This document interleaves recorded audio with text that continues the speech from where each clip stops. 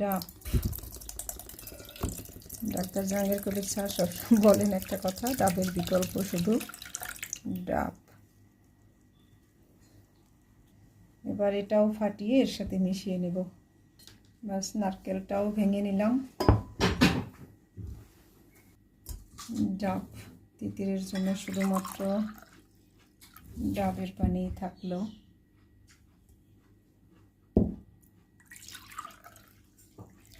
এই দুইটা এমনি থাকলো, আর এটা দিয়ে আমি একটা এনার্জি ড্রিঙ্ক বানাবো।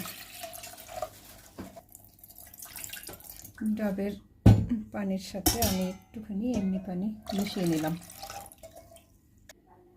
এটাতে আমি দিয়ে দিচ্ছি 1 প্রো মাত্র 1 চামচ, মাকা পাউডার 1 চামচ, এটা একদম বড়দের ড্রিঙ্কস। আর সামান্য দেব chocolate cocoa powder. Cocoa powder আসলে তিতিরের খুব পছন্দ, তাই এটা আমরা একটু কমই খাই। এবং এই প্রোডাক্টগুলো কিন্তু সবই আলটিমেট অর্গানিক লাইফ থেকে আনা। এবার হচ্ছে এটা আমি একটু ব্লেন্ড করে নিচ্ছি। হয়ে গেল ব্লেন্ড। এর সাথে ইচ্ছা করলে মধু, একটু পিঙ্ক সল্ট মিশিয়ে নিতে পারেন, তো আমি আর দিলাম না, তাহলে এটা আরও বেশি টেস্টি হবে।